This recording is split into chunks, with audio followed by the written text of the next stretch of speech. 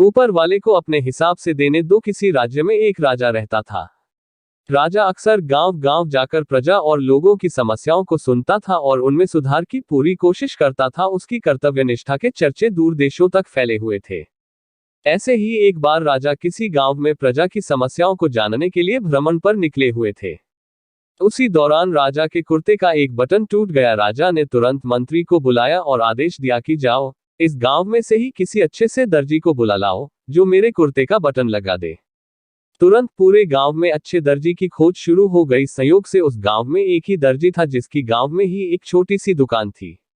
दर्जी को राजा के पास लाया गया। राजा के कहा, क्या तुम मेरे कुर्ते का बटन सील सकते हो?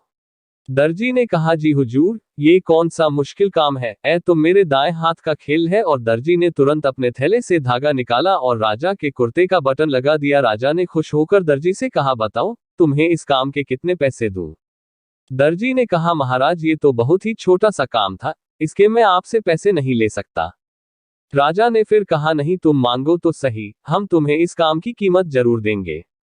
दर्जी ने सोचा कि बटन तो राजा के पास ही था, मैंने तो बस धागा लगाया है, मैं राजा से इस काम के 2 रुपए मांग लेता हूं।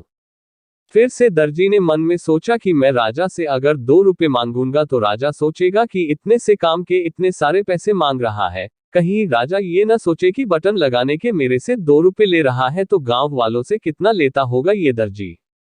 यही सोचकर दर्जी ने कहा, महाराज आप अपनी स्वेच्छा से कुछ भी दे दें। अब राजा को भी अपनी हैसियत के हिसाब से देना था ताकि समाज में उसका रुतबा छोटा ना हो जाए।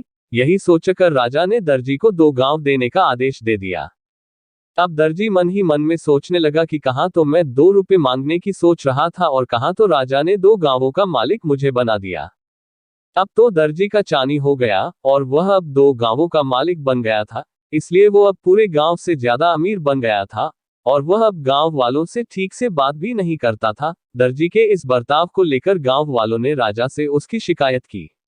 राजा ने दर्जी को राजदरबार में बुलाया और कहा, तुम गांव वालों से इस तरह बर्ताव क्यों कर रहे हो? दोस्तों, इसका अगला भाग देखने के लिए हमारे चैनल MC10 वीडियोस को सब्सक्राइब करें और वीडियो को लाइक करें।